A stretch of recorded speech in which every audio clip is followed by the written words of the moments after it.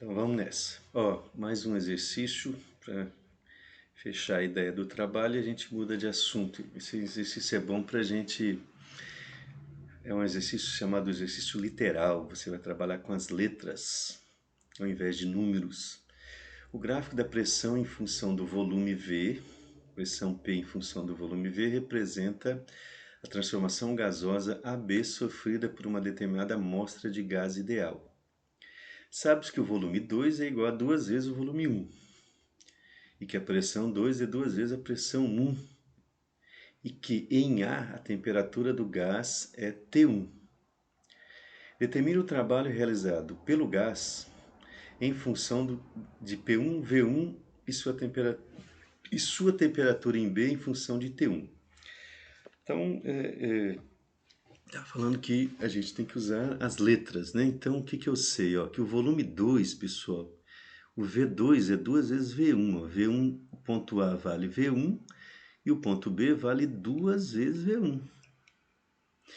A pressão 2 é 2 vezes o P1, então o P2 aqui é 2P1, certo? Então tudo vai ficar em função de V1 e P1. Ora, como é que eu vou achar o trabalho de A até B? De novo, não é isobárica, então eu tenho que calcular a área interna até o eixo. E de novo nós temos um trapézio, tá? Então o trabalho é dado pela área do trapézio, base maior mais base menor vezes altura dividido por 2. Veja o sentido da flecha. Quando vai de A para B, o volume aumenta. Então, é um trabalho positivo. Tem que tomar cuidado, tá? Então, vamos lá. Qual é a base maior? A base maior é esse ladão aqui, ó, ponto B, ó. Vale P2. Mas P2 é 2P1. Mais a base menor é aquele que vai até o ponto A. É P1. Ah, mas quanto vale P? Não sei. É em função, vai ficar no final esses valores aí. Altura, qual que é a altura? A altura é esse lado que vai de V1 a V2. Então vai de V1 até 2V1. De 1 para 2, né, aumenta 1. Então V1, né? Se você pegar V2 e subtrair V1, sobra V1, porque V2 é 2 vezes V1, dividido por 2. Então o trabalho vai ficar 2P1 mais P1 fica 3P1. Fica 3P1 vezes V1 sobre 2. O que fazer? Mais nada. Porque nós já chegamos onde ele queria. Ó. Determine o trabalho realizado pelo gás em função de P1 e V1. Tá aí, ó, P1 e V1. Então o trabalho é 3P1 V1 dividido por 2. Está resolvido uma parte do exercício, certo? Aí a outra parte ele quer saber qual é a temperatura em B, né, que seria a temperatura 2, em função de T1. E aí, como é que faz isso, pessoal? Tem que lembrar do passado, da semana passada.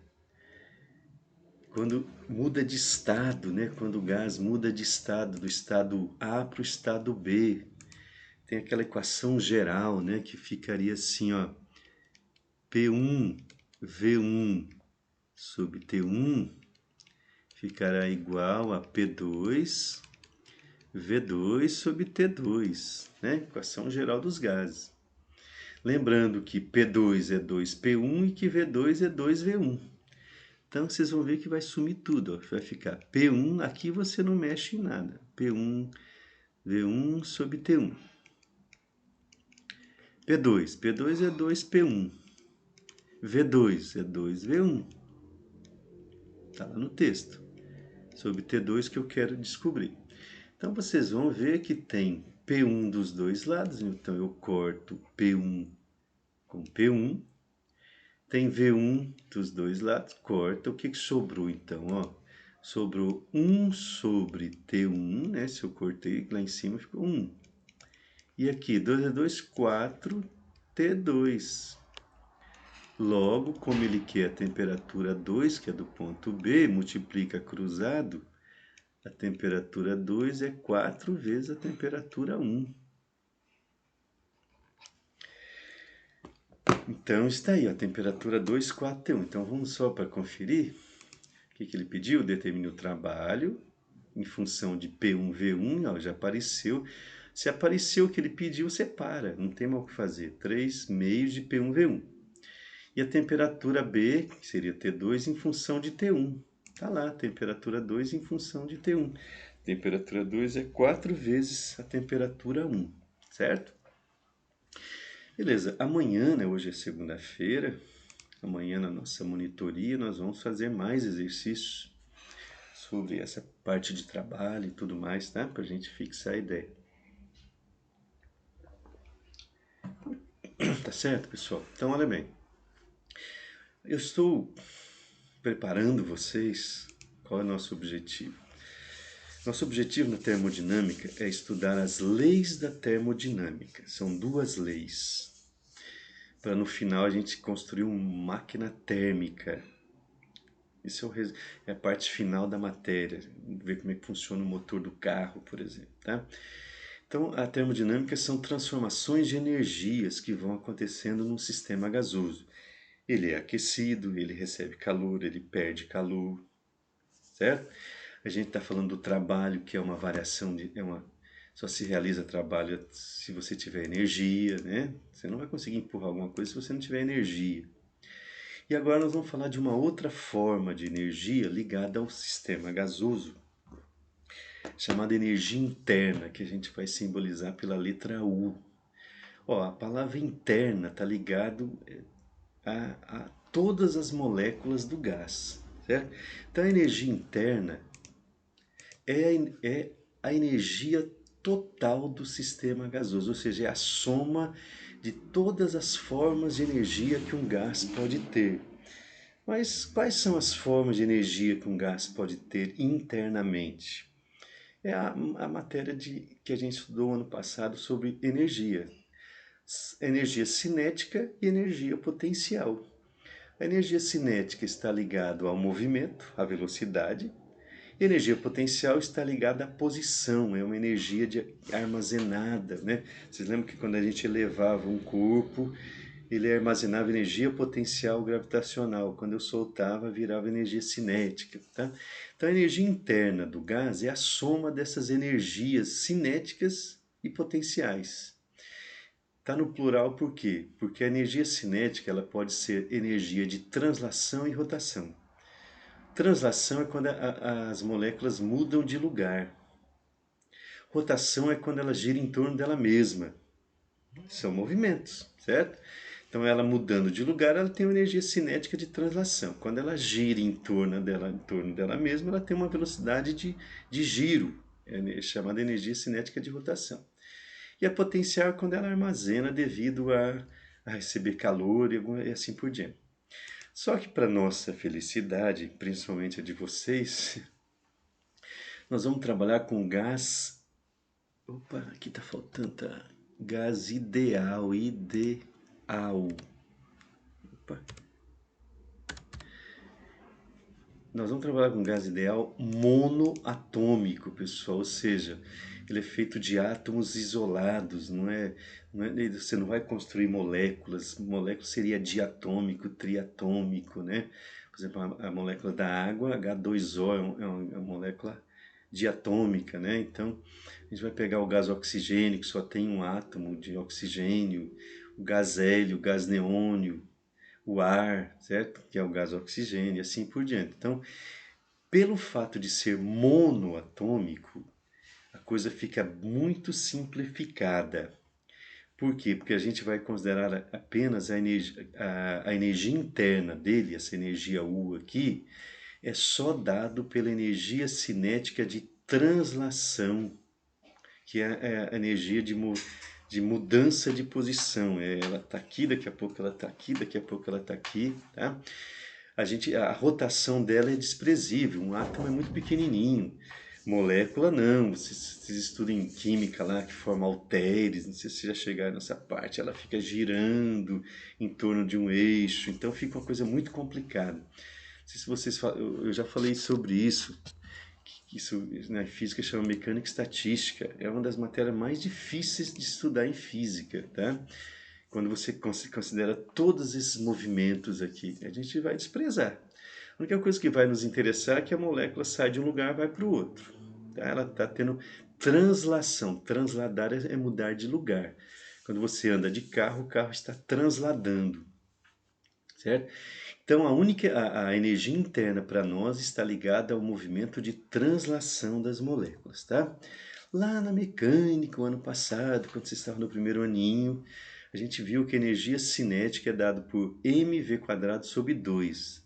Eu só coloquei o meio, né, aqui do ladinho para ficar mais fácil da compreensão nesse momento. Então, meio de massa velocidade ao quadrado, certo? Então, a energia cinética depende da velocidade, depende do movimento. Então, na verdade, a energia cinética de um gás monoatômico é a soma das energias cinéticas médias dos átomos do gás, tá? Porque está ligada à velocidade dela. Se a gente fizer uma analogia é uma comparação, tá? A gente vai escrever essa energia interna U, só vai mudar de nome. Lá a gente chamava de EC, agora vai virar U. E a gente vai escrever da seguinte maneira, ó, meio, analogia, estou comparando essa fórmula com essa, tá?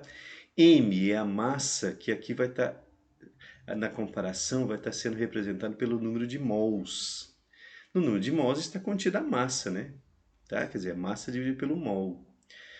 RT, quer dizer, o R é uma constante, o T, pessoal, é a temperatura.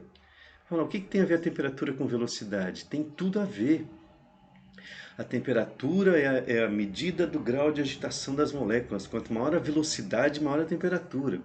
Então, ó, elas estão muito relacionadas, as duas equações aqui, certo? Mas prestem muito atenção agora, que é o que vai nos interessar, tá? Então, energia interna. Isso aqui é uma demonstração que não está ao nosso alcance no ensino médio, tá? Não é difícil, mas eu acho que nesse momento vocês não estão amadurecidos para essa demonstração aqui. Você tem que juntar energia cinética com quantidade de movimento, com colisão perfeitamente elástica e com gases. Vamos fazer isso, tá? Nosso objetivo não é esse. Ó, cada átomo do gás possui 3 graus de liberdade. O que são... que eu escrevi errado aqui, não é gruas, é graus. É o contrário, graus de liberdade. Gruas é estranho, né? O que são esses graus de liberdade, pessoal? São as direções que o átomo pode ter, certo? Vocês vão lembrar, se você pegar o canto da sua sala, do seu quarto aí, o canto da sua sala tem 3 direções perpendiculares, são 3 dimensões. Ela tem comprimento, deixa eu olhar para vocês aqui, ó. Pega um canto da sua sala, tá? Você vai ver que ela tem comprimento, largura e altura. São 3 dimensões. Então o átomo ele pode estar se movimentando nesses 3, né? Ele pode estar andando, opa, que eu sempre esqueço que tem que olhar. Ele pode estar andando nesta linha e nessa linha. Ou as 3 ao mesmo tempo, que daria o espaço total. Então ela tem possibilidade de 3 movimentos, comprimento, largura e altura, 3 dimensões.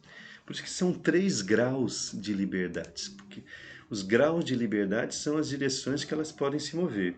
Portanto, a energia interna do sistema gasoso é dada por 3 meios de nRT, onde esse 3 aqui representa as 3 direções de movimento que ele pode ter. As 3 translações, comprimento, largura e altura. Para vocês terem uma ideia, se a gente tivesse considerando aqui a rotação, isso aqui passaria a ser 5 meios. Fica uma coisa extremamente complicada, tá? Um gás diatômico, por exemplo. Então a gente não vai trabalhar com esses gases monoatômicos, que são mais simples de se trabalhar. Então esse 3 que aparece na fórmula aqui são as 3 linhas onde ele pode se mover e, consequentemente, a temperatura pode variar, né, nessas 3 direções aí, tá? Então, a fórmula, conclusão, olha lá, o movimento dele lá. notem no filminho que vai aumentando a temperatura, vai aumentando a vibração em todo o espaço. Então ele está se movendo tanto no comprimento, quanto na largura, quanto na altura. Então a fórmula para nós da energia interna será 3 meios de nRT. Conclusão, prestem atenção. Então o 3 você já sabe por quê, por causa das 3 direções de propagação. O N é o número de mols, que como está fechado aqui, vocês vão ver que o número de bolinha vermelha não vai mudar nunca. O R é a constante de Clapeyron, como diz o nome, é uma constante. O que pode mudar é o grau de agitação, ou seja, a temperatura. Então a energia interna ela é proporcional à temperatura absoluta. Tá? A energia interna de um gás monoatômico é proporcional à sua temperatura absoluta. Quando vocês vão ver que quando aumenta a temperatura aqui no termômetro, a vibração aumenta porque aumenta a energia. Quanto mais energia eu tenho, mais eu me movimento. Portanto, pessoal, a variação, a delta, a variação da energia interna, que é o que a gente vai usar, nós não usaremos muito a energia interna, e sim a variação. A gente vai analisar o quanto varia essa energia interna. Então, o ΔU vai ser 3 meios, né? Porque o 3 não varia, o 2 não varia, o N não varia, o R não varia, quem varia é a temperatura. Ó, então, isso mostra que a variação da energia interna é proporcional à variação da temperatura absoluta. Ok? Então, eu queria que vocês, nesse momento, tivessem a seguinte relação na cabeça. Quando falar de realização de trabalho, o que tem que variar? Volume. Lembra da fórmula lá? P delta V.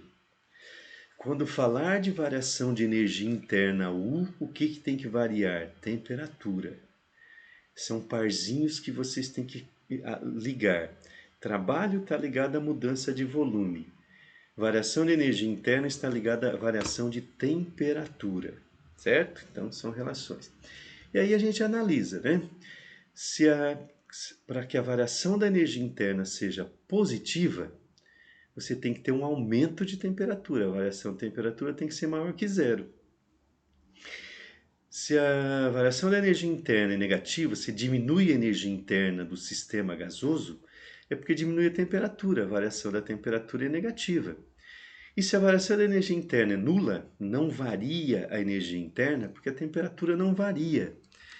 Isso a gente sabe que acontece na transformação. Qual a transformação que a temperatura não varia? É a transformação aqui sim, é a isotérmica. Na transformação isotérmica nós não temos mudança de temperatura. Na transformação isométrica, nós não temos realização de trabalho, porque o volume é zero, a variação de volume é zero. E na transformação isotérmica, nós não temos variação de energia interna, certo? Tudo bem? Então, vamos fazer essa ligação aí, para a gente não se perder nas coisas, né? Trabalho faz parzinho com variação de volume. Variação de energia interna faz parzinho com variação de temperatura, porque a temperatura muda a vibração e a energia interna está ligada exatamente à energia de movimento, chamada energia cinética, a vibração das moléculas, tá bom? Então, para a gente encerrar, eu tenho aqui alguns exercícios para a gente resolver, são rapidinho. O primeiro deles, qual a energia interna de 1,5 mols de um gás perfeito na temperatura de 20 graus Celsius? Tá tudo escrito errado, mas isso aqui não fui eu não, isso aqui eu peguei do exercício. Considere que R vale 8,31 joules dividido por mol vezes Kelvin. Então, pessoal, ele quer aqui a energia interna. A energia interna U, não falou nada, mas para nós que subentende que seja um gás monoatômico, né? Então é sempre 3 meios de nRT, certo? Não esqueça do 3 aqui, é 3 meios de nRT. Detalhe, graus Celsius, isso é pecado, né? Isso aqui não pode jamais Então, o que eu vou ter que fazer mesmo? Somar 273 para virar Kelvin. Então, 293 Kelvin. Então, sistema internacional. Então, vamos... Agora a gente pega a fórmula da energia interna. 3 meios, número de mols 1,5, a constante 8,31, 8,3, vou usar o 8,3, vezes 293, certo? Aí, como vamos usar a tecnologia, calculadora zona aqui, eita,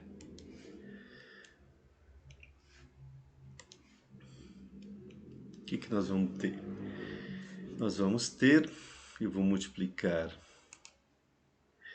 3 vezes 1,5 vezes 8,3 vezes 293 vai dar 1.391,45 e vou dividir por 2. Olha como é que é rápido fazer conta, desde que você tenha calculadora. Isso vai dar aproximadamente, opa, pagou aqui, 695,7. 7 joules, é a unidade de energia, da mesma maneira que a unidade de trabalho, tá?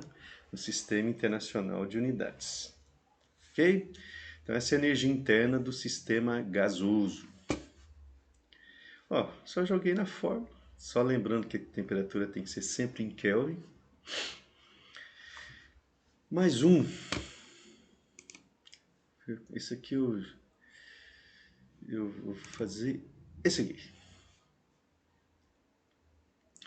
Uma certa quantidade de gás realiza o ciclo termodinâmico descrito abaixo. Ó, ciclo.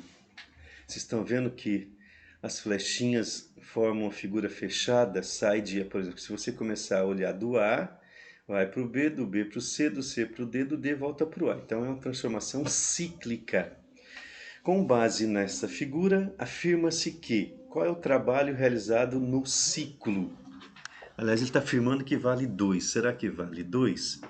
Primeiro vamos olhar a unidade. Newton metro quadrado, metro cúbico. Maravilha. Pessoal, quando pedir o trabalho de um ciclo, não é igual, ó, vou até voltar para a gente comparar. Cadê? Aqui. Não, o exercício já fica melhor. O que eu fiz aqui nesse exercício? Eu calculei a área total até chegar no eixo. Mas isso não é um ciclo. A figura está aberta, começa em A, termina em B. Quando pedir do ciclo, vocês devem calcular somente a área interna do ciclo. Então não vai até o eixo, é só dentro. É um retângulo. Se é um retângulo, o trabalho é dado pelo base vezes altura, é a área do ciclo, tá? Só a área interna, então não é até lá embaixo não.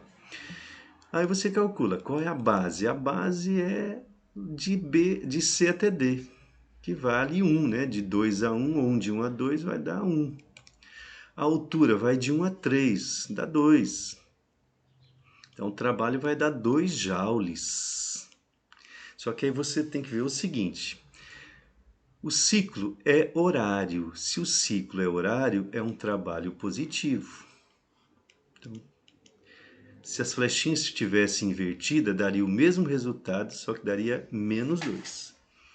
Então tá errado. Tá certo? Tá certo. A alternativa 1 é verdadeira. O trabalho realizado no ciclo é mais 2 joules, tá? Se fosse... A variação da energia interna no gás no ciclo é 2 joules. Opa! Não, pessoal. Porque no ciclo, vamos voltar, vocês ainda não estão adaptados à fórmula, né? A energia interna é calculado como sendo, a variação da energia interna é 3 meios de NR delta T, ó. Ela é proporcional à variação de temperatura, só que tem um detalhe. Olha que importante isso aqui, é por isso que eu quero fazer com vocês. Se eu saio de A volto em A, ou em qualquer ponto. Se eu sair de B, volto em B, ou de C em C, D em D, não importa. Vamos pegar o A como ponto inicial.